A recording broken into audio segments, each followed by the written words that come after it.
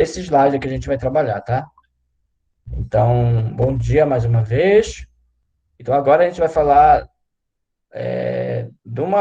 de como a gente implementa uma horta em pequeno espaço, algumas orientações gerais, né, sobre o cultivo, tá? Então, vamos lá, os slides. Tá, então, iniciando agora efetivamente, né, nós temos aqui, eu estou chamando de slide de prática profissional, né? Que seria a prática dessa disciplina aí que a gente está trabalhando com vocês, né? A gente está pedindo essa parceria aí para a gente fazer aí esse trabalho em conjunto. Então, essa prática, né, além da gente trabalhar aí a conservação do solo, né, a gente também pretende trabalhar cultivos em pequenos espaços, cultivo orgânico, a gente pode também chamar de cultivo agroecológico, cultivo ecológico, cultivo biológico, né, porque a gente vai usar materiais que a gente encontra, né, fácil na propriedade, fácil na cidade, que seria, por exemplo, fazer um vaso com garrafa PET, ou um vaso que a gente não está usando, outro material. A gente vai tentar usar aí a própria terra vegetal que a gente vai conseguir no quintal, vai conseguir no vizinho. Vamos tentar conseguir um esterco, né, de aves ou de boi, né, para a gente fazer ao nosso substrato, ao nosso composto orgânico, tá? A gente também vai buscar, vai misturar também alguns materiais como o NPK, né? Que, apesar de ser químico, ele é um produto natural também. Ele é conseguido nas rochas, né? Nas rochas, por exemplo, de potássio, né? É triturado e aí a gente tem o cloreto de potássio. Então, é meio que natural também, mas o mercado já vê como um produto químico, mas ele não é prejudicial porque ele é um nutriente, né? Prejudicial para a planta se a gente usar um defensivo. Usar, por exemplo, glifosato para matar capim. Aí sim eu estou usando um defensivo, eu estou usando um agrotóxico, tá bom? Porque às vezes a gente faz essa confusão, né? Então é só para a gente ter essa ideia aí, tá? Opa, passou dois aqui. Então aí o cultivo orgânico, né? É o que a gente está fazendo em pequeno espaço, né? É uma técnica de produção de alimentos que busca manter ou até mesmo aumentar teores de matéria orgânica no solo. Ou seja, resto de folha, o esterco, né, que ele é um material orgânico, então a gente vai usar isso para aumentar teores de matéria orgânica e também de nutrientes, né? Então, com isso, a gente vai ter a maior quantidade de nutrientes, né, com a matéria orgânica. A gente também vai favorecer o crescimento de micro-organismos e manter principalmente a fertilidade, né? Ou seja, nutrientes lá no solo para alimentar a planta, para a planta crescer saudável, né? Para ela se desenvolver também de forma natural, né? E também, com essa diversidade de micro-organismos no solo, ela vai favorecer aí a integridade do solo. O solo, aquele solo vegetal, aquele solo normal, para ele ficar um solo íntegro, podemos dizer assim, ele tem que ter os materiais, tem que ter água, tem que ter umidade, tem que ter os nutrientes, né? Então, essa parte orgânica, ela ajuda a favorecer isso, né?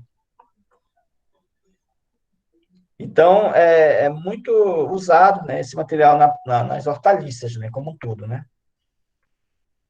Tem umas imagens aí, né, para a gente ver algumas hortaliças e essa dinâmica, né?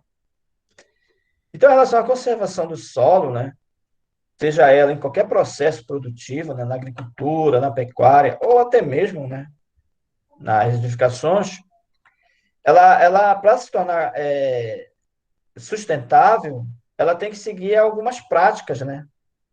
Porque aí para a gente poder usar aquele solo, né, para produzir alimentos, para colher as hortaliças, colher as frutas e criar os animais, a gente precisa realizar algumas técnicas. Uma delas é essa de usar matéria orgânica que já está disponível na propriedade, resto de folha, resto de alimentos, resto de frutas, né, para a gente usar como adubo, né? Então a gente já usa isso da própria propriedade, tá? Então ela se torna mais sustentável, né? Não fica dependente, por exemplo, do comércio. em comprar NPK, né? Ah, ele vai ter que vir lá da ilha comprar NPK no comércio para ele fazer lá a adubação. Ele pode usar o caroço de açaí para adubar já. Então, ele já está tornando a propriedade dele mais sustentável, não está gastando e está dando destino para esse material, tá? E também algumas técnicas, né? Por exemplo, para se conservar o solo, é fazer o plantio em forma de, que a gente fala de sistema agroflorestal. A gente faz uma mesclagem de planta, de árvore, né? Que seria esse florestal, junto com a criação de animal. Tá? Então, geralmente, para a gente manter o solo conservado, a gente não tira toda a floresta. A gente planta ela, a gente cria os animais no meio da floresta. Essa que é a agroecologia. É claro que em algumas situações não é possível. Por exemplo, se eu for plantar soja, aí não vai ter, aí vai ter que ter mesmo um espaço lá, vai ter que retirar a floresta, né? E vai ter que fazer todo o estudo ambiental, toda a dinâmica, toda a licença para poder plantar. Mas de forma sustentável, para promover a conservação do solo, a gente prima por essas, digamos, por essas técnicas, né? Usar aí o que a natureza nos oferece como adubo, o próprio esterco às vezes já está disponível lá na fazenda, e usar sistema florestal, que a gente pode colher fruta, a gente pode colher as hortaliças, né? A gente pode usar aquele ambiente de forma geral, né? Às vezes já tem na nossa residência, digamos, um plantio de açaí, né? Aí só tem açaí. Aí acaba não se tornando muito sustentável, porque quando acaba o açaí, como é que a gente vai sobreviver? Se lá no meio do açaí a gente plantar cupuaçu, plantar uma andirobeira, plantar uma árvore de copaíba, a gente estaria coletando óleo, semente, junto lá no meio do açaí. É claro que eu não vou plantar muito, né? Eu vou dar um espaçamento maior entre as essências, né? E deixar um caminho, por exemplo, aqui, vocês verem essa imagem aqui, ó, não sei se dá para perceber, esse caminho aqui, essa entrelinha aqui, tem plantio de couve, ó, nessa linha aqui, ó. Tá batendo sol aqui normal. Aqui no lado tem bananeira, tem limoeiro, tem cacoeiro, né? Então tem uma diversidade que a gente chama de sistema agroflorestal, tá? Então, é essas práticas que a gente considera ela como conservação do solo, tá ok? Então, esse conteúdo mais que a gente está vendo agora, né? Que a gente está tendo mais contato, a gente fala de horticultura, né? A horta, vamos plantar lá a horta, né? Mas, tecnicamente, essa horticultura ela vem da olericultura. Então, olericultura, né? A olericultura, né? Ela é, digamos, a família das hortas, das hortícolas, que aí são várias coisas. Você vê essa foto aqui, a gente encontra vários materiais aqui que ela vem da horticultura. Tá? Então, a horticultura é a área da. A olericultura, no caso, é a área da horticultura que abrange as hortaliças que engloba em diferentes classificações, que a gente vai ver mais na frente lá qual é essa classificação. Por exemplo, nós temos aí as folhosas, que não dá para a gente, dá para a gente até lembrar o que é uma hortaliça folhosa. Se a gente pensar no alface, está certo. Tem as raízes, né? Olha só as raízes. A gente come farinha, né? A mandioca, né? Então a gente já lembra lá que é raiz. Aí bulbo, né? A gente lembrar do alho, né? Um bulbo, né? Não é uma raiz aquilo, né? Aquilo já é um alimento, é um chamado de bulbo. Aí tubérculos, frutos e outras classificações que a gente vai ver mais na frente direitinho, que é, digamos, para a gente ter essa leitura mais próxima aí desse tipo de cultura, tá? Então, a olericultura é o ramo que estuda o sistema produtivo da horticultura. Pronto, é de forma geral aí, são as olericulturas. Aí, no caso, eu coloquei alguns exemplos aqui. Da alface, aí tem uma variedade crespa, aí tem outros tipos de variedade, aí tem o machixe, coentro, melancia, cebolinha, pepino e outros aí, né? Só para a gente lembrar aí esse processo. Aí ainda tem mais imagem aqui, couve, aí tem a variedade, abobrinha, a berinjela, pimenta aí tem N variedades, né? Aí pimenta ouro, pimenta lupita, pimenta malagueta, em diversos aí, só para a gente ter uma ideia, tá? E aí, essa questão da horticultura, gente, ela é interessante porque ela, digamos, traz uma renda meio que rápido. A gente planta a cultura lá, por exemplo, planta o alface com no máximo 70 dias, aí a gente já está colhendo. E a gente já vai vender, já vai ganhar esse dinheiro, né? Então, o retorno dele é bem rápido, né? Então, gera uma renda, gera uma, um retorno aí rapidinho aí para aquela propriedade, se for plantar aí para comércio, né? E aí também tem uma situação interessante, porque ela permite uma diversidade, né, de coisas. Pode plantar, digamos, num canteiro, pode plantar alface, cebolinha, coentro, a pimenta, né? Então, ou na propriedade você pode plantar lá uma diversidade de coisas, aí tem uma renda ali, né? Ok? Então, aí tem um outro processo interessante aqui, né, que eu não vou entrar em detalhes, eu vou só citar para vocês.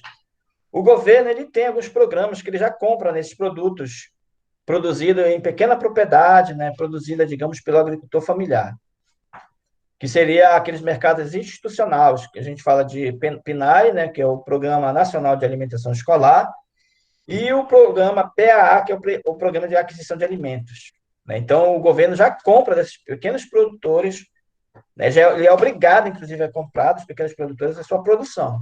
Imagine eu plantar lá alface e não ter para onde vender. Aí eu posso vender para o mercado institucional. Olha uma ideia interessante que pode ocorrer agora no IFPA. Vocês sabem que agora o IFPA ele tem um refeitório, né? A gente está doido para voltar lá para o IFPA para ver esse refeitório.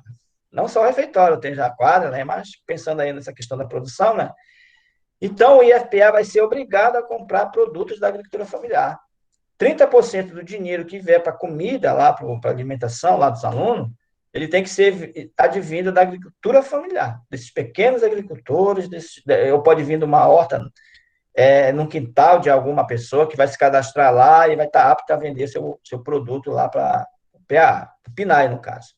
Então, já é um mercado que vai surgir logo aí, quando a gente retornar aí às aulas presenciais, que o IFPA vai ter que comprar esses produtos. De repente, vocês podem estar num projeto no próprio IFPA lá, de repente, fazendo plantio, por exemplo, de alface e coentro. Para não plantar muita coisa, né? Vamos plantar alface e coentro. Então, todo dia o IFPA vai precisar, digamos, de coentro. A cada semana, de repente, ele pode colocar no cardápio lá alface. Opa, de onde ele pode comprar?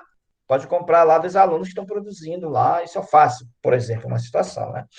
Era essa a ideia que eu estou criando lá no IF, né? Criando os pequenos espaços, as pequenas experiências, aí eu vou ver se dá certo, aí eu vou. Aí eu daria essa experiência para os alunos, e eles aí eu criar uma cooperativa, uma associação, alguma coisa, de repente, para vender lá, para ter um dinheiro para comprar material para o curso, para eles fazerem formatura e assim vai. Então, é uma situação real que vocês podem estar aí, de repente, imaginando, né? Então, tem essa situação. Aí tem outros mercados institucionais, né? Como eu falei, é só para citar aqui, não é para a gente se aprofundar. E aquela classificação que eu falei, né? Na verdade, há várias classificações, né? Eu vou trouxe uma aqui. Tem a classificação da Embrapa, né? Por nome das hortaliças, né? Por exemplo. Por exemplo, eu tenho a hortaliça folha. Aí tem uma imagem aqui, basicamente uma imagem de um couve, um pé de couve. Mas tem outros também, ó, que está nessa lista de hortaliças folhas, como a acelga, agrião, o alface, como eu falei, né? O almeirão, né? O almeirão é aquela chicória grandona, cebolinha, couve, escarola e outras aí, ó. Aí nós temos as hortaliças ou flores, né? Que seria principalmente o couve-flor, brócolis, né? Basicamente a gente não tem na região. E temos as hortaliças caules, né? Que é o aipo, o alho, o poró, aspargo e outras, né? As frutas, né? As hortaliças fruto, no caso, né? Principalmente o tomate, aí, mas também tem a pimentinha, quiabo, maxixe e outras aí, ó, que nós temos aqui na listinha.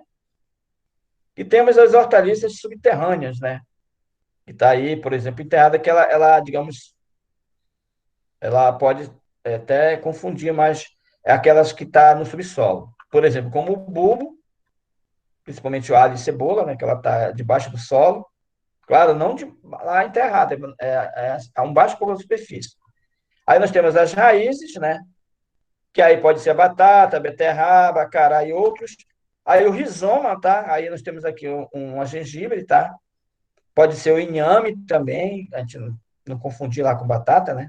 Que eu estou falando raiz lá da, mais ou menos aquela batata doce, né? E aqui um tubérculo, né, que seria só batata. Ó. Aqui só um tubérculozinho e aqui um rizoma, né? Ok? Então tem essa classificação aí que a gente ouve, né, aí pelos termos aí pelo dia a dia, tá? Tranquilo? Aqui, gente, é uma classificação da Embrapa. Inclusive, naquele material que eu mandei para vocês, né, nas hortas de pequenos espaços, né, e da horta lá, né, é para consulta, né, para vocês olharem lá o nome de algumas coisas, tem umas informações interessantes. Não é para, digamos, assim, ler que vai cair na prova, não, é só lá para consulta, para vocês tirarem alguma dúvida, né, em relação lá o que vocês vão fazer. Tem lá várias experiências, várias coisas lá interessantes que vocês podem usar na experiência de vocês. Então, a Embrapa, né, ela faz essa divisão apenas aqui: hortas tuberosas, herbáceas e fruto. Aí ela lista aqui, né? Por exemplo, hortas tuberosas, ela até faz uma subdivisão aqui, ó. Ela coloca, digamos, tubérculo. Quem é o tubérculo? Quem é o rizoma? Bulbo, né? Aí hortaliças herbáceas, né? Então, lembrando, né, que as hortaliças tuberosas, segundo a Embrapa, ela está colocando lá que é aquela parte comestível, que é desenvolvida dentro do solo, né, no subsolo, digamos, abaixo da superfície. E as herbáceas, né, são aquelas cujas partes a gente come que está acima do solo. Aí ele dá exemplo das folhosas, alface, taioba, repolho e outros, né? Talos e arte, aspargo, inflorescência, né? Que seria o couve-flor, e as hortaliças frutas, que também está na parte aérea, né? Geralmente no fruto, né? E aí a gente pode consumir ele verde, maduro ou imaturo. Aí ele colocou aqui também aqui essa classificação, tá? Então, é só para a gente ter essa noção, né? Essas classificações aí para a gente tá tendo esse contato, que esse termo mais técnico, né? E aí, quando vocês forem estudar, dá uma olhadinha nos nomes aí no material, só para a gente ter uma base, né? De como é a classificação, tá? E aí tem aqueles nomes populares, né? Que a gente está acostumado a falar. Verdura, legume, né? Aí eu pesquisei meio aleatório, né? Eu acredito que na região é os mesmos nomes, mas às vezes muda de regiões, aí dá outros nomes, né? Então, basicamente, a verdura, a gente fala quando é as folhas, as flores, né? Digamos, chicória. Chicória, muitas das vezes, a gente fala que é cheiro verde, né? Aí legumes, né? Que é a parte comestível do fruto, né? Aí, geralmente tomate, ervilha, cebola, a gente fala, a gente vai comprar um legume lá na feira. A gente está se referindo a isso. Só lembrando aqui que eu falei de cheiro verde, gente, o cheiro verde é aquele maço, que eu não sei bem como é aqui, mas é um maço ou uma sacolinha que vem várias coisas, né? Geralmente no cheiro verde, o cheiro verde, né? A gente fala, vou comprar cheiro verde. O cheiro verde é um maçozinho com várias coisas, que pode ter, digamos, coentro e cebolinha. É cheiro verde, tá? Às vezes no cheiro verde, né? Vem chicória, vem pimenta, depende da região. Então, só lembrando que gerou alguma dúvida aí a alguns alunos, professor, coentro é cheiro verde? O coentro não é o cheiro verde em si, não é o maço. Ele faz parte do maço do cheiro verde. Então, se vocês forem pedir lá, eu quero um cheiro, eu vou comprar um maço de cheiro verde, aí tudo bem, aí é aquela mistura. Aí eu vou comprar coentro. Ele vai comprar só o coentro, não é o cheiro verde. Vou comprar só cebolinha. Por exemplo, lá em Itaituba, não tem esse maço de cheiro verde.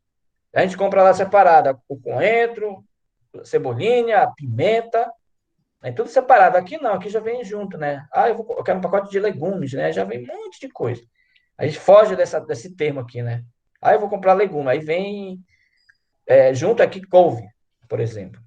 Então, é só para te ter essa ideia aí geral, tá? Jennifer, quer falar alguma coisa? Sim, professor, porque me despertou uma certa dúvida. Sobre a questão do tomate. Nessa classificação, eu pude perceber até pesquisei que o tomate ele não está na classificação nem de legume e nem de verdura, mas sim ele é uma fruta. E eu gostaria que o senhor me explicasse o que é que identifica ele para ser uma fruta, porque ao meu ver eu não enxergo ele como na categoria frutose. Tá, então vamos lá. Então, olha só, interessante a pergunta aí da James. Olha só, James, é bem tranquilo. Esse termo aqui, ó, verdura e legumes, tu tá vendo aqui que é um termo que a gente fala no dia a dia, um termo popular. É como eu falei, eu não sei se o tomate aqui estão chamando de legume, aqui na região, mas geralmente chama, né? Ah, tomate é um legume, eu vou comprar lá, compra legumes lá para mim, ou compra tomate. Aí é uma informação informal.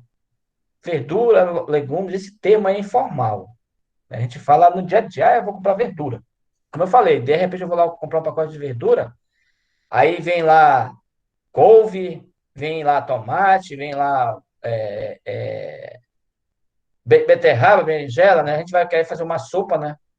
Ou fazer uma carne cozida, a gente, ó, compra lá uma verdura lá. A gente está acostumado lá. Em Belém usa muito isso.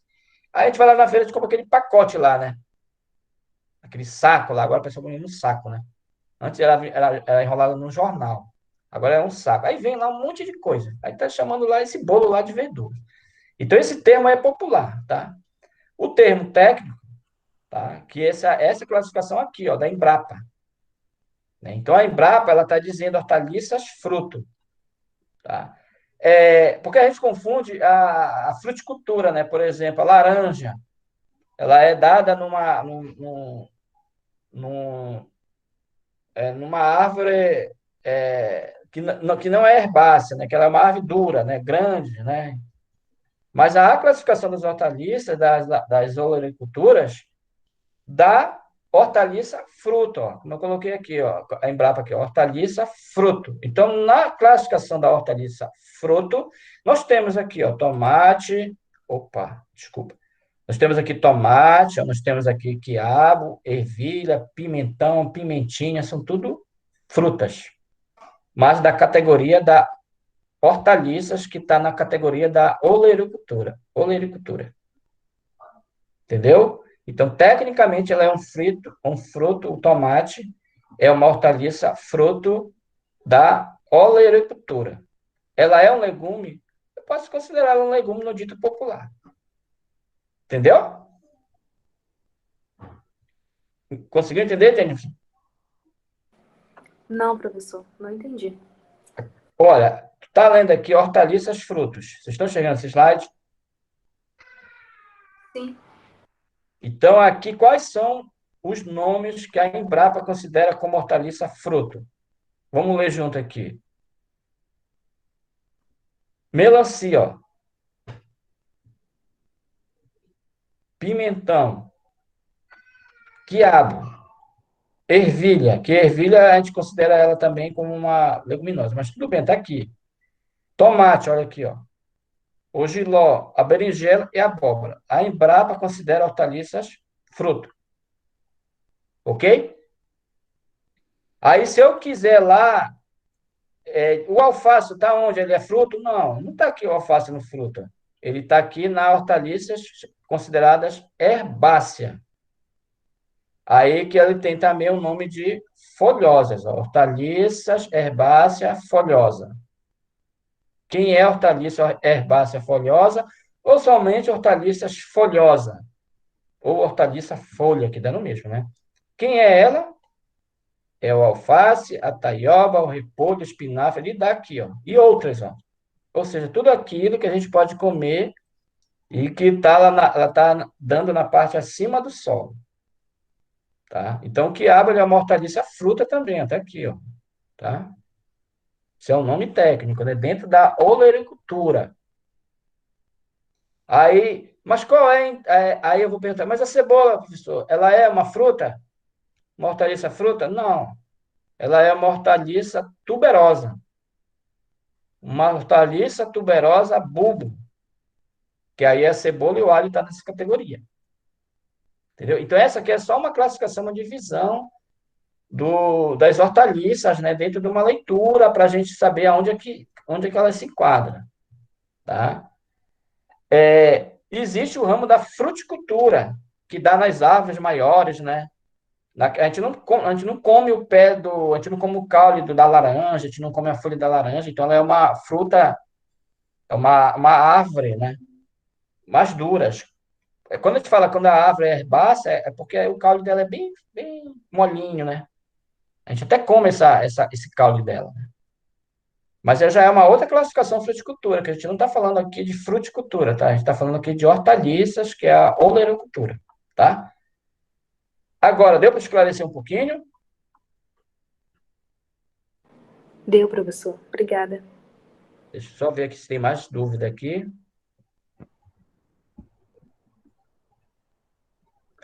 A salgada ou não tem nada a ver, tá? Essa questão de sal, de acidez, né? Lá não tem nada a ver na sua classificação, tá?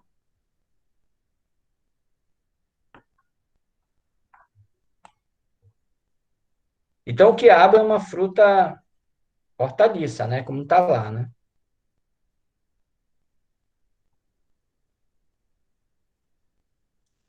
Geralmente as frutas são doces, mas nem todas, né? Então, a berinjela é uma hortaliça fruta, tá? Então, aí vocês, cada equipe, né, vai dar uma olhadinha aí, né? Vai ver onde se enquadra essa classificação. Essa aqui geral da Embrapa, que está no material de vocês, e tem essa aqui, ó, uma classificação assim mais específica, né, que ele colocou também. Mas se vocês perceberem, vai chegar no mesmo dessa aqui, ó. Eu coloquei uma foto aqui, ó, o tomate aqui, ó, hortaliça fruta.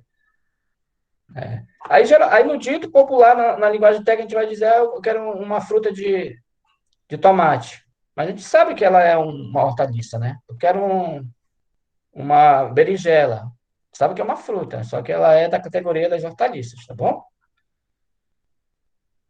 Aí o caso que eu falei é a classe popular desse dito que a gente fala aí, né? Ah, eu vou comprar verdura, legume. Não tem tecnicamente lá no livro, lá se vocês olharem no livro, não vai estar escrito lá que o alface é uma verdura, que o tomate é um legume, né? Esse daí é o dito que a gente fala no dia a dia, né? Que a gente isso daí era para tentar já na literatura, né? Que a gente fala só isso. Mas aí varia, né? De região para região, né? Então a gente não usa bem. Aqui no final tem uma outra classificação, mas ela está junto da horticultura, que a gente fala de para algumas culturas que ela é condimentar, que ela é aromática, né? Por exemplo, condimentar. O coentro, ele é considerado um produto condimentar, né? Que a gente usa até para colocar na comida, para remédio, né? E há outras aromáticas, né? Para dar um cheiro, né? Por exemplo, a cebolinha, quando ela tá. O coentro, na verdade, também, quando ela cresce demais, né? Começa a florar e dá um cheiro, assim, muito gostoso, né? Então, ele é considerado aí aromático. E outra, o manjericão e outras, outros, outras hortaliças, né? Que seria uma outra classificação, assim, mas por esse lado, né? Porém, a gente sabe que a salsa é uma hortaliça folha, mas que ela é um condimento, tá? Então, é só para a gente ver essa classificação aqui, mais ou menos, para a gente fazer essas variações aí, tá? A gente não vai entrar bem em detalhes aí nessa questão dos condimentares e aromáticos, tá? É uma diversidade muito grande, né? Só para a gente ter uma ideia, tá? Então, vocês sabendo a classificação já está ótimo, já, em relação aí às hortaliças, tá bom? Tá, e aqui, gente, como eu falei, eu vou passar um pouquinho rápido aqui, tá? Porque é só lembrete que a gente já vem falando, né? Como a gente vai planejar uma horta, porque eu quero que essa ideia ela não fique restrita só a um pequeno espaço, só um vaso, mas que vocês possam ter uma ideia maior aí de incentivar, né? De criar uma horta no quintal de casa, no vizinho, na comunidade, que seja para comercialização, seja para distribuição na comunidade, assim vai, né? Então, assim como a horta, como qualquer atividade da nossa vida, nós temos que ter planejamento. Aquela questão do guia de estudo é um exemplo de planejamento, para a gente saber o que a gente vai fazer, como a gente vai fazer, quando, né? Então, para a gente ter sucesso, a gente tem que fazer um bom planejamento, obviamente, né? E geralmente esse planejamento, esse roteiro das coisas que a gente vai fazer, a gente fala de plano de negócio. E é claro, se a gente faz um bom plano de negócio, a gente executa bem. Para a gente saber essa execução, a gente tem que saber mais ou menos o mercado. Por exemplo, eu acabei de falar para vocês que lá no IFPA vai ter a alimentação escolar, vai ter a comida. Então, o IFPA vai ser obrigado a comprar 30% do valor do recurso que vem, 30% do valor de produtos dos pequenos agricultores, que pode entrar qualquer um de vocês que for fazer esse plantio no quintal de casa. Então, olha só como já tem mercado. Aqui em Abaetetuba, eu não consegui encontrar nenhuma horta comercial. A pessoa não tem muita cultura aqui, né, de plantar horta. As hortas aqui são praticamente na Colônia Nova e Colônia Velha, né? Mas a maior parte é na Colônia Nova. Tem, parece, duas ou três na Colônia Velha, aí vai em algumas comunidades mais na frente, e parece que duas ou três na Ribeirinha. Então, tem que saber, antes de fazer qualquer ação, se tem mercado para comprar. E aí, com isso, com certeza, o sucesso vai ser garantido aí, né? E aí, para a gente planejar a horta, no caso, né? Eu já criei meu plano de negócio, já fiz o roteiro direitinho, já vi quanto é que eu gasto, quanto é que o material que eu tenho, onde eu vou implantar, já está tudo lá descrito. Aí eu agora vou implantar ela, o local dela. Por exemplo, como eu já falei, né? Então, para a gente ter uma horta, seja em pequeno espaço ou para grande, a gente tem que ter lá um local que tenha luz. Ó. Que essa luz, ela varia aí de 5, 6 até 12 horas, algumas culturas, né? Tem culturas bem exigentes aí. Né? O alface ele precisa de bastante luz. Né? Não dá para colocar 2 horas só de alface no sol, porque ele não vai desenvolver. Tem que colocar no mínimo 6 horas lá. Ou o quiabo, não, tu pode deixar ele lá 3 horas mais ou menos de sol por dia, já está razoável. Então, eu tenho que, no estudo da minha cultura, eu vou definir lá a quantidade de sol mais ou menos que é preciso. O solo, né, é fundamental, né, o solo.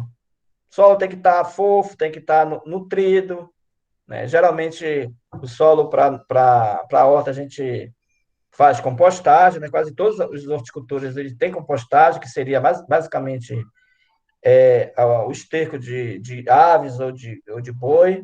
Agora o pessoal usa muito aqui, né? Caroço de açaí, né? Que foi uma surpresa para mim. Então, precisa dessa compostagem, desse adubo, né? Sem contar lá do material químico, da NPK, né? Que ajuda bastante aí a nutrição do material. E aí também ter a sua infraestrutura, né? Por exemplo, você vê nessa imagem aqui, ó, tem aqui, tá tipo numa estufa aqui, ó, o plantio aqui dos cultivos. Tá no solo, né? Tem a dimensão aqui certinho, o espaço de transição. E aí tem aqui esse sombrio que protege aí, por exemplo, de excesso de chuva, de excesso de calor, ou também de algum produto químico da região, né? Ele vai ser uma parede aí que vai impedir aí até doenças, né, para esse cultivo aqui. O ideal é esse aqui. Mas a gente sabe que, na realidade, eles estão aí dispersos aí, né, na propriedade, né? Meio que misturados às outras plantações, né? Eles estão consociados às outras plantações, que é aquele caso do sistema agroflorestal. Tá ok? Então, primeira situação, escolher o local aí para plantar. E aí o período, né, onde eu vou plantar e onde cultivar, se vai ser numa pequena, numa grande área, né? Aí, no caso, a gente está fazendo a experiência do pequeno espaço, né? Mas aí a gente poderia planejar aqui os canteiros, né? Então, aí nós temos aí algumas sugestões, por exemplo, né? Então, aí, geralmente, os canteiros, vocês podem perceber, ele não está rente ao solo, ele está meio que elevado aqui um pouquinho, né? Então, a gente faz uma elevação aqui, um terraçozinho, por exemplo, né? E aí, para a gente fazer o cultivo, e deixa essa parte aqui, um espaço aqui de meio metro, para a gente transitar e fazer o transporte do material, né? E aí, o pequeno espaço vai variar aí, né? No caso desse tamanho dessas hortas, geralmente o tamanho é 1,5 por 5 metros, né? Aqui, ó. Tamanho aqui, 1,2 a 1,5 por 5 metros. Que é para ter como a gente conseguir chegar, né? Aos cultivos, para a gente fazer a colheita e plantio, né? O espaçamento aqui, meio metro, mais ou menos, de transição. Ok? Então, o período do plantio tem um calendáriozinho aqui. Ele não é bem real, né, para nossa região, porque a gente não tem as estações do ano aqui, mas a gente vai dar uma noção aí de plantio. A gente percebe que os plantios aqui, ó, esse aqui, ó, esse canteiro, ele tem alface e cebolinha aqui, ó. Pode ser só de alface, só de cebolinha, só de coentro. O que vai importar depois é a rotação de cultura, né? A gente não pode plantar no próximo plantio alface aqui. A gente vai plantar outro cultivo. Justamente a gente tem a rotação, tá? Aqui não dá para a gente ver direito, né? Mas tem lá no material de vocês, só para vocês terem uma noção, né? De tempo, de tipo de plantio, de espaçamento, do ciclo, né, que vai ter. Por exemplo, aqui eu vou pegar uma aleatória aqui, pegar aqui alface. Ó. O alface geralmente planta o ano todo. Aqui está dizendo que vai de abril, aí vai embora o resto do ano até voltar, abril a junho. Então, basicamente o ano todo. Aí eu tenho que fazer a muda. qual é o período da minha muda? Ela vai estar bom aí para fazer o transplante entre 20 a 25 dias. Aí eu já começo a anotar lá o alface. Olha, eu vou ter que fazer a muda, eu vou precisar desse tempo. Aí, para mim, para estar pronta para a colheita, né, para mim tirar lá, né, ela tem que estar no mínimo aí 90, 60 dias, 60, 70 dias. A 90, né, no caso. 90 é muito, não pode deixar muito madura, tá? Aí um espaçamento para plantar em um canteiro convencional, né? Aí coloca aí 1,20 por 80, tá? Não pode plantar muito junto um do outro, né? Porque um vai tirar a força do outro, tem que ter um espaçamento. E aí no pequeno espaço tem essa aqui tá entre, digamos, 14 centímetros por 14 centímetros, né? Então, num vaso só vai dar para plantar no máximo um ou dois, né? Se o vaso for pequeno, né? E aí vai as outras culturas, ó. Quem está aí com o seu estudo, né? Cebolinha, né?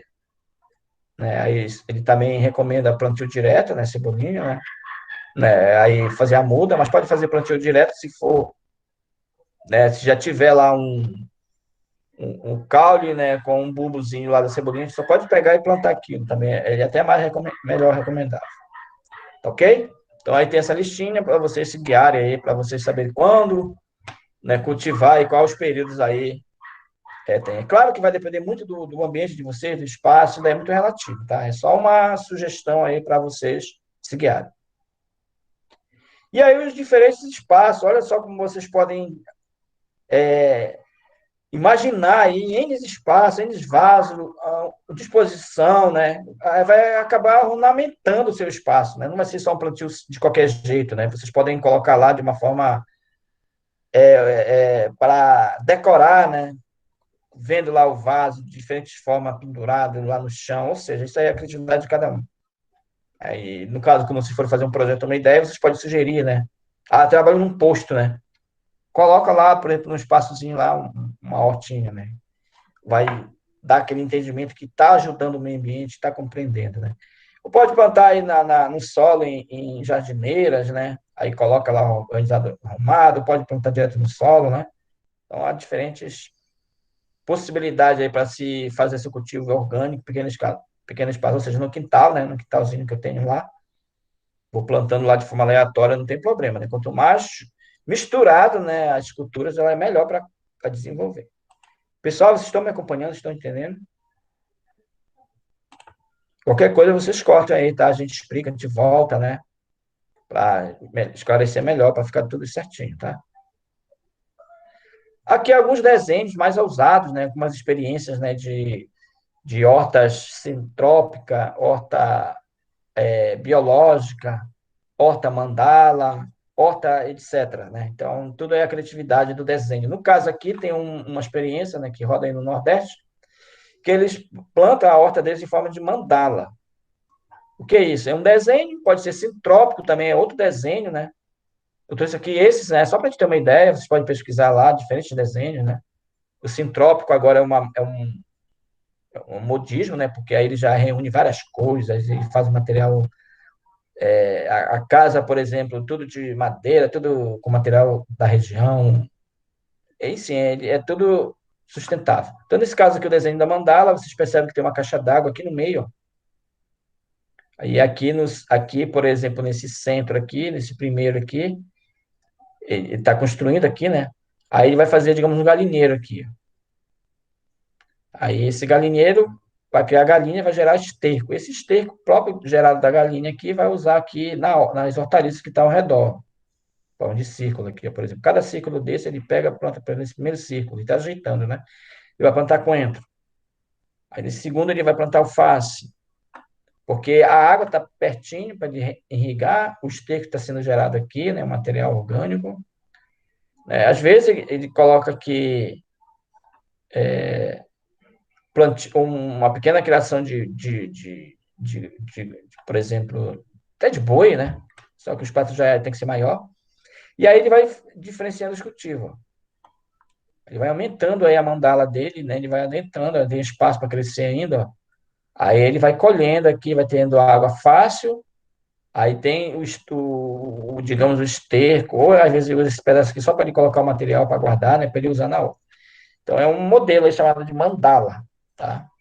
É um projeto aí do Nordeste aí que o pessoal gostou muito, os agricultores, né? Otimizou para eles o espaço e a dinâmica aí da atividade deles. É claro, as culturas vocês vão escolhendo, né? Aí, o que vocês quiserem, tá ok? E aí, uma recomendação fundamental, né, é os nutrientes, né, é a fertilidade do solo. Que a fertilidade ela pode vir da água, do ar, né, como a gente falou lá no primeiro slide, ou do solo. Então, para a gente plantar no pequeno espaço, no vaso, ó, a gente não vai precisar de recomendação, de análise do solo, porque é pequeno espaço, não compensa pagar R$ 100 numa análise de solo para plantar nos vazios, né? Por isso que eu dei aquela receita, né, já mais ou menos, que já é uma média, né, do que é preciso de substrato, de nutrientes para a gente fazer nosso cultivo. Agora, se a gente for plantar em grandes escalas, a gente precisa da análise do solo. Aí lá vai estar a recomendação direitinho. Então, no geral, o solo ele tem que estar fértil, né, tem que estar com esses nutrientes, né, tem que estar lá, digamos, com NPK, tem que estar lá com ferro, com boro, magnésio, cálcio, que tudo a gente tem lá no esterco, né? Então, ele já vai estar aí com os seus nutrientes necessários. E aí, obviamente, né, manter esse solo aí úmido, né? A gente não pode deixar esse solo, esse substrato aqui secar, ficar seco, senão ele vai matar a planta, porque além de não ter nutriente, ele vai endurecer esse solo. E aí a planta não se desenvolve e pode ter o risco de morrer. E também a gente não pode encharcar, né? Colocar água aí e alagar isso aí, que aí também vai matar e vai também favorecer doença, né? Então a gente tem que ter esse cuidado aí, essa mediação da água. Aí alguém deve perguntar, professor, mas qual é a quantidade de água então? Então, no vaso, a gente coloca a água, quando a gente percebe que começa a escorrer, já está bom. A gente olha, às vezes lá tem que ter lá o furinho lá, a gente vê que começa a escorrer a água, opa, então já está bom de água. O ideal, no caso da muda, é a gente irrigar todo dia. Mas quando ela já começa a crescer, a gente irriga a cada 2 dias, ou a gente pode deixar ela no tempo que chove muito, né? A gente faz um sombrite, aí já evita o excesso de água, tá? Então aí a gente pode usar, inclusive, como um regador diferentes materiais, né? Garrafa PET, uma mangueira, um... aí a gente pode, aqui é por gotejamento, aí aqui já é por aspersor, né? Então a gente cria vários cenários aí para a gente fazer nossa irrigação. E aí, obviamente, cuidar, né? Fazer o trato, né? Tirar, por exemplo, as plantas indesejadas, ou aquelas plantas daninhas, aquelas plantas que apareceram do nada lá, a gente vai eliminar, porque aquela planta vai competir com nutrientes com aquela cultura, né? Por exemplo, aqui, ó, esse mato aqui, nessa planta daninha, que está aqui nessa imagem, a gente tem que tirar para deixar o alface desenvolver, senão ele fica competindo, tá? Então, a gente tira as ervas daninhas. Tem o glifosato, por exemplo, ele mata essas ervas daninhas. A gente não recomenda vocês usarem o glifosato, mas aí, se for numa grande escala, ele vai acabar usando o glifosato para matar esse mato aqui, só deixar a cultura. Sempre que possível, manter a terra fofa, né? Na horticultura não tem muito esse problema, porque a gente vai estar plantando todo o tempo, né? Então a gente vai fazendo aí o revezamento aí do material, substituindo, né? E fazendo a compostagem. Aqui na imagem, não dá para vocês perceberem, mas aqui tem uns matos, aqui, um material seco, né? Que a gente fala de cobertura, cobertura seca. O mato que está já seco, né? O mato pode ser folha, né? Justamente para proteger esse solo, porque se o solo ficar muito exposto, o sol vem, esquenta, e aí a planta não aguenta. Então, aqui é para proteger. Isso também, quando tem muito sol, né? Aí vai evaporar mais água. Então, esse material aqui, essa cobertura morta, né? Esse material seco aqui, ele é para evitar essas questões. E também, às vezes, ajuda a prevenir doença. Então, a gente sempre está falando, eu coloquei em destaque aqui em vermelho, rotação de cultura, né? Rotação das hortaliças, né? E se a gente puder fazer o máximo de variedade de culturas, é melhor ainda, porque vai ajudar a manter o solo em boas condições, né, para o favorecimento da cultura. No vaso, a mesma coisa, a gente vai mudar, quando a gente tira aquela cultura, tira a alface, vai colher a alface. A gente vai tirar aquela terra do vaso, vai revirar ela tudinho, aí, se possível, colocar mais esterco, mais nutriente, e devolver para o vaso e plantar outra coisa. Plantar, por exemplo, coentro, né? Não pode plantar a mesma coisa, porque senão a gente pode estar ajudando aí a aparecer doença. As sementes, né, também, né, é importante, né, a gente faz a semeadura direta, como eu falei, eu planto direto lá no vaso, direto no solo, ou faço as mudas. Né? Aí essa muda pode ser no copinho, pode ser na bandeja, pode ser também uma sementeira, né, que eu vou jogar as sementes lá e eu vou só tirando as mudas, tá? Então aqui tem uns exemplos aqui das mudinhas e fazendo plantio direto aqui. E aqui o material, como eu já mostrei para você, nós temos aí a semente, temos aí o sachê, bandeja, aí tem aqui um torrãozinho bonitinho aqui já de uma muda, né, que seria no estubete. Tá ok? Pessoal, eu estou indo embora aqui, qualquer dúvida vocês perguntem, tá? Os materiais já falamos, né? No caso, a gente mostrou materiais para pequeno espaço, né? Seria material mais em menor tamanho, mas a gente precisaria de um carrinho de mão, precisaria do ancinho maior, de uma enxada, de uma pá, de um sacho, um escarificador ou um ancinho, né? Regador, ou até mesmo um motocultivador, para a gente fazer lá a adubação, né? Tem pequenos equipamentos aí, a gente encontra no mercado, que ajudam a gente a fazer uma horta direitinho, tá? Para a gente ter uma ideia. E aqui, gente, aquela questão da rotação de cultura, aquilo que eu sempre estou falando, a gente tem que plantar outra coisa. Por exemplo, eu planto aqui. Pessoal, vocês estão me ouvindo? Responda aí no chat ou sim, porque a minha internet oscilou aqui. Sim. Ah, ok. Qualquer dúvida, gente, me perguntem, tá? Vocês podem parar a qualquer hora aí. É mais importante a gente tirar a dúvida de vocês do que eu estar falando aqui várias coisas e vocês não conseguirem entender, tá? Então, olha só, aqui eu trouxe assim, um resumo de algumas culturas da classificação dessa questão da família, do gênero e do nome científico. O que a gente precisa basicamente entender para a rotação de cultura é as famílias. Ó. Por exemplo, se eu tirar alface, eu não posso plantar chicória, ela é da mesma família. Asteressae. Asteressae. O nome dessa família aqui da alface. Ó. Então, eu tenho que plantar outra família, por exemplo, cucurbitáceas. A cucurbitáceas, ela é diferente da alface. Por exemplo, eu posso tirar a alface e plantar chuchu, que ela é de outra família. Couve-flor, as bráceas, é de outra família. Tomate, outra família. Tomate que eu estou falando, tomate, pimenta, assim vai. Alho, e assim vai. E aqui nós temos o gênero, por exemplo, aqui esse nome gênero e esse nome científico aqui a gente consegue encontrar em todo mundo. Alguém estava com dificuldade, por exemplo, de achar aquela pimenta ouro, né? Então, eu poderia as pimentas de forma geral, elas são conhecidas do gênero Capsicum. Né? Aí tem outras variedades também aqui, né, que já seria o nome científico, né? Ele vai mudar. Então, aí, de repente, se eu não saber o nome popular for diferente da minha região, eu vou olhar lá o gênero ou o nome científico. Mas, como eu falei para vocês, mais importante nesse momento é vocês saberem as famílias, no mínimo. Tá? E essas famílias aqui, na hora da rotação de cultura, ela é importante para a gente fazer, né, mudança do plantio. Né? Tiro alface, planto couve, aí depois eu planto pimenta, e aí eu vou mudando os cultivos. Tá?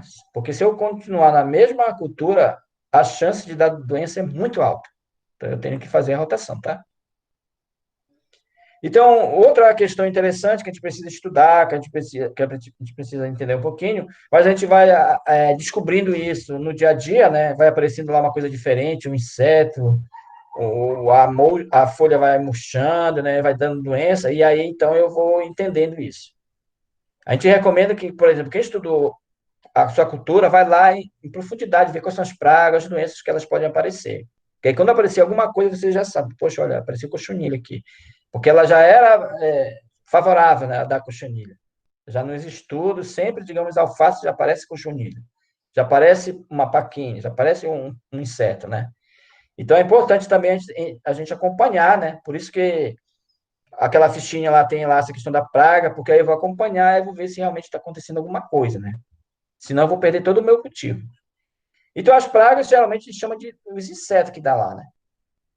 né, que eles são geralmente ofensivos demais, principalmente para a horticultura, porque eles vão lá e comem tudinho, toda a folha eles destroem, né? Eles sugam a seiva lá da planta e ela murcha, ela chama, digamos, formiga, né? E aí ela favorece aí, no caso assim, o inseto, além de ter a própria doença, ele favorece o aparecimento de fungo, de bactéria e vírus, que dá nas plantas, né? Principalmente nas horticulturas. As horticulturas, em geral, elas são bem sensíveis para a doença, tá?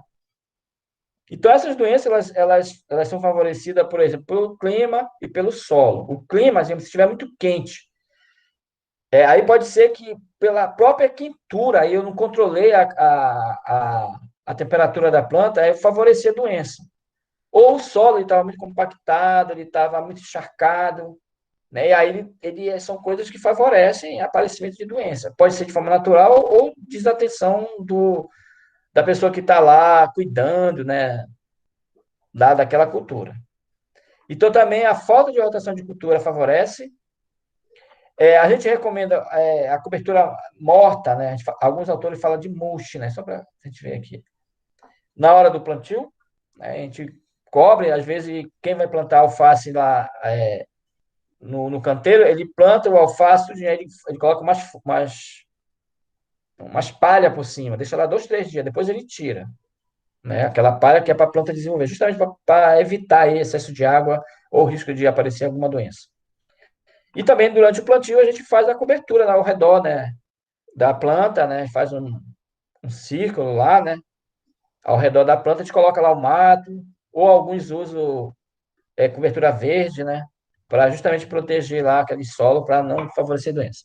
Aí alguns também colocam quebra-vento ou cerca-viva, ou seja, vocês estão lembrados que eu falei lá daquele sombrite, né? Que aquela estufa está tudo cercada lá, né? Aquilo lá é uma cerca, é uma proteção de produtos fora. Ou também no dia a dia, né? Às vezes as pessoas plantam uma planta lá grande, planta lá, por exemplo, ao redor da horta, ele planta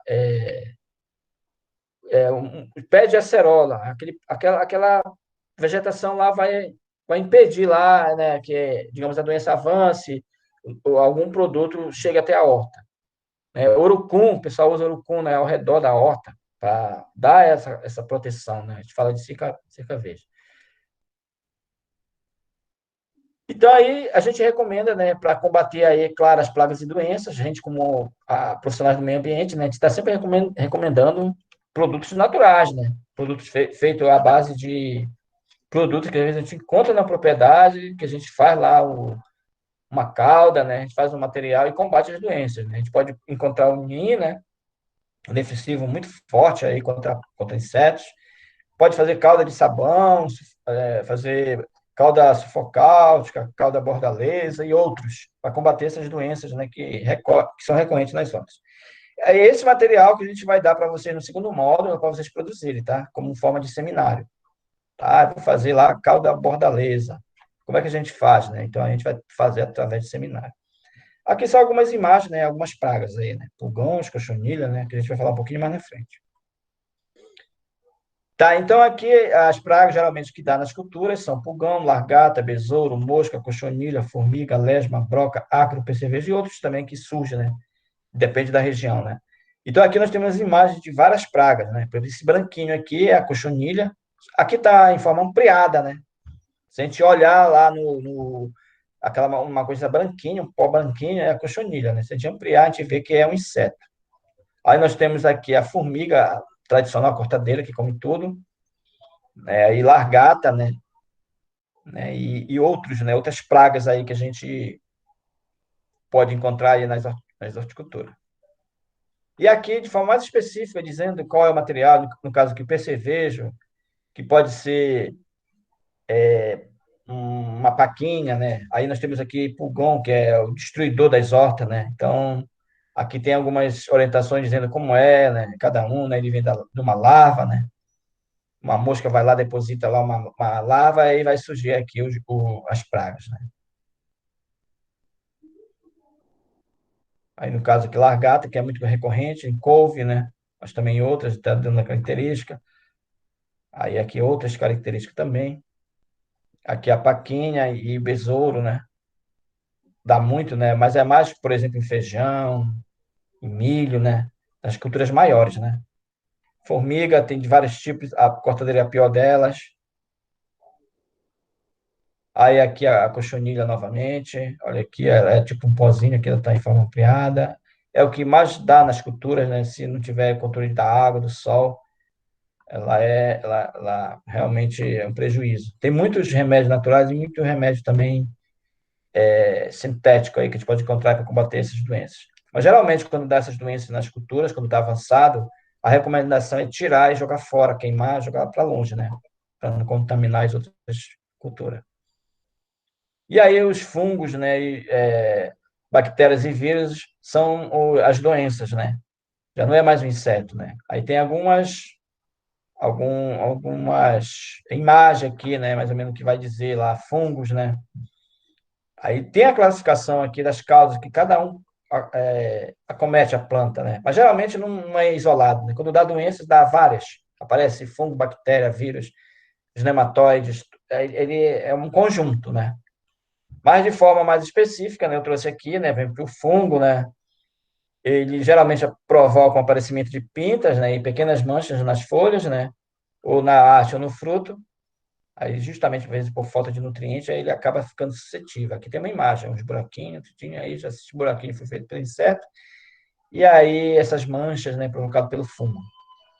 E as bactérias, né, elas causam mancha também escura, elas tornam ela apodrece a planta, né, podridão, murcha, né, porque às vezes tem um nematóide, uma bactéria lá, ou aquela cochonilha está chegando lá e está sugando e está provocando aí esse processo. E vírus também, os nematóides, né? E aí, geralmente, a gente combate isso com produtos naturais, que seria a calda bordaleza, a calda sufocal, a calda de leite cru e outros, né? Outras receitas que a gente tem. A gente tem uma lista de receita aí para a gente combater esse tipo de doença. Mas, como eu falei, só dá para combater se for no início do processo ou de forma preventiva, né? Por exemplo, eu vou fazer meu plantio, eu vou pulverizar lá a calda bordaleza, já justamente prevenindo, né, o aparecimento dos insetos ou alguma doença. Porque a partir do momento que ela já alcança o plantio, principalmente as hortaliças, basicamente tem que eliminar o plantio. Então, aqui, algumas situações que ocorrem, no caso aqui é um vírus ocorrendo aqui na alface, é muito difícil tratar, se torna muito mais caro. Elimina isso aqui do cultivo, tá? A questão podridão, ó, aí no caso elimina essa folha, em vez de tratar ela. E aí elimina a folha e faz o tratamento. Como é que eu vou identificar isso? Geralmente é muito recorrente isso, né, aqui no couve, né? Então, olha aí, ó, aqui já está começando, ó. Então, ela fica meio que amarelada, né, as folhas, e aparece tipo um V, né, com um vértice aqui para dentro, ó. Olha aí, ó. Aí eu já posso identificar que isso aqui é uma doença que vai dar na planta, e aí eu tenho que tratar ou eliminar ela, tá? E aqui é um site, né, do Ministério da Agricultura, né, aqui, ó, onde tem uma diversidade de receitas, né, de experiências, né, desenvolvida aí pelo Brasil.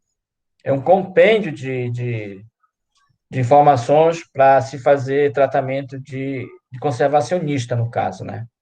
Então, vocês podem entrar nesse site, vocês podem encontrar fichas agroecológicas. Geralmente, essas fichas só tem duas folhas, são bem resumidas, que vai orientar sobre a fertilidade do solo, né, como é que faz a rotação de cultura, como é que faz a adubação verde.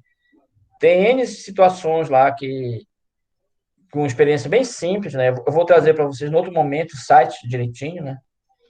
E aí nós temos uma série de fichas também voltadas para a sanidade vegetal, aí seria aquele combate às doenças, pragas, né? Tem várias receitas, né? Que combate a praga, a doença, que também traz a produção de algum fertilizante, de algum defensivo natural, né? Tem muita recomendação. Assim como fichas também relacionadas à prática conservacionistas e à produção vegetal. Então, é um site, né, muito legal, quem puder acessar e verificar essas fichas, né? Você pode estar consultando aí, por exemplo, algum agricultor está com problema lá em alguma coisa, ele vem aqui consultar essas fichas e recomenda aquela receita. Olha, usa calda bordaleza. Ele vai buscar aqui essa informação. né, de orientar ele, ou mesmo em casa, estou com um problema lá, parecendo cochonilha. Como é que eu vou fazer um defensivo natural para ela? Aí eu vou buscar a minha ficha agroecológica. Uma fichinha aqui que está aqui, duas fichinhas bem resumidas que explica direitinho. Ok? Então chegamos ao fim, né? Aquilo que eu falei, eu tive que correr alguns slides justamente para a gente não ficar com a gravação longa, mas de formas que vocês tenham, né, um conhecimento, apesar de superficial, mas já dá um entendimento, já sabe onde buscar alguma informação. Temos lá os manuais, né, de como faz uma horta em pequeno espaço, né, tem lá todas essas orientações. Aí tem um outro manual lá também, maior, né, que dá mais orientações sobre toda essa dinâmica aqui da horticultura, né, que vocês podem trabalhar isso como educação ambiental, pode trabalhar isso como horta em pequeno espaço, horta mesmo comercial, ou fazer sua hortinha em casa, né? De forma geral, né, a gente reforça e convida vocês a plantar a horta de vocês, né? E aí a gente está aí com muito gosto, com muito interesse em ajudá-los, né, a tirar dúvidas, né? Porque a gente só vai, digamos, entender efetivamente o processo se a gente realmente plantar e conviver lá com as questões, tá ok? Então, eu agradeço, e aí, assim que terminar aqui, eu vou estar postando para vocês, quem quiser revisar, né, olhar novamente a gravação para tirar dúvida, tá ok?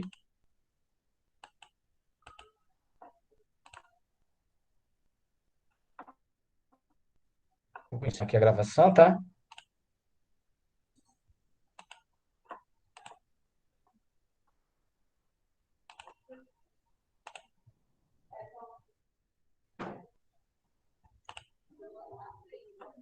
Pessoal, enquanto isso aí, vocês gostariam de fazer alguma pergunta, tirar alguma dúvida?